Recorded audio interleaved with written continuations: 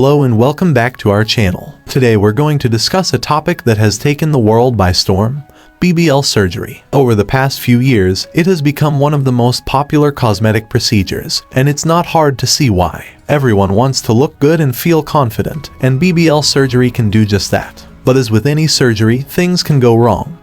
And that's what we're going to talk about today. So, without further ado, let's dive in and take a look at 10 times BBL surgery went wrong. Our first case involves a young woman who went to a surgeon who wasn't board certified. The surgery left her with asymmetrical buttocks, and she had to undergo revision surgery to fix it. The second case we're going to discuss is the story of a woman who went to a surgeon with a good reputation but ended up with a life-threatening infection. The infection was so severe that she had to be hospitalized for several weeks and undergo multiple surgeries. In our third case, we have a woman who was left with severe scarring after the surgery. The scarring was so bad that she had to wear clothing that covered her buttocks at all times, even in the summer months. The fourth case is the story of a woman who developed blood clots after her surgery. The clots were so severe that she had to undergo emergency surgery to remove them. In our fifth case, we have a woman who had her surgery done by an unqualified person in a non-medical setting. She was left with a lopsided and uneven appearance, and she had to undergo multiple surgeries to correct it.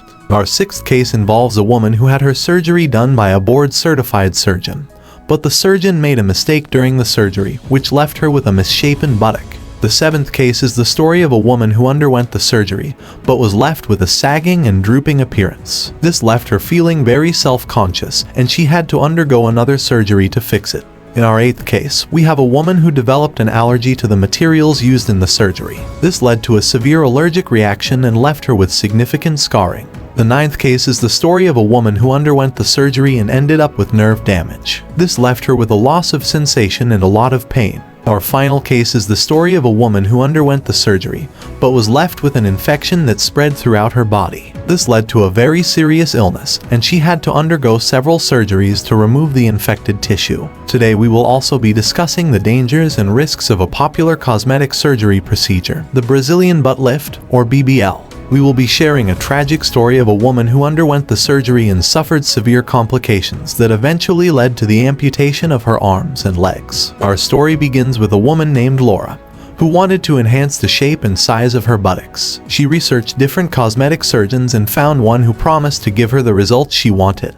The surgery went smoothly, and Laura was excited to see her new body. However, a few days after the surgery, Laura started to feel ill. She experienced severe pain in her legs and arms, and her skin started to turn black. She was rushed to the hospital, where doctors discovered that she had developed an infection in her bloodstream, which had spread to her limbs. Despite multiple surgeries and treatments, the infection continued to spread, and doctors had to make the difficult decision to amputate Laura's arms and legs to save her life. She was left with a severely disfigured body and faced a long road to recovery, both physically and emotionally. It was later revealed that the surgeon who performed Laura's BBL surgery had not followed proper safety protocols. He had injected too much fat into her buttocks, causing it to put pressure on the surrounding tissue, and cut off blood supply to her limbs. The surgeon also did not use sterile equipment during the surgery, leading to an infection. And there you have it, folks, 10 times BBL surgery went wrong. It's important to remember that any surgery comes with risks, and it's essential to do your research and choose a board-certified surgeon who has plenty of experience. If you're considering this type of surgery, we urge you to think carefully and weigh up the pros and cons before making a decision. She was perfect this morning. She was happy. How could she be dead? Only on 6, a mother with a warning tonight for women who are thinking about having plastic surgery. She says her daughter died for beauty, and she doesn't want other families to experience the same pain. Not 1 minute that goes by that I don't think about her. She went from planning her daughter's birthday 1 week to planning her funeral the next. She was not just my daughter, she was my best friend. Yolani Fadez's daughter, Danae, was beautiful. She was beautiful inside and out. But after giving birth to her third child, she wasn't happy with her body. First at 6, an Indianapolis woman is dead after traveling to the Dominican Republic for plastic surgery. Sheree Terry reflects on the life of her twin sister.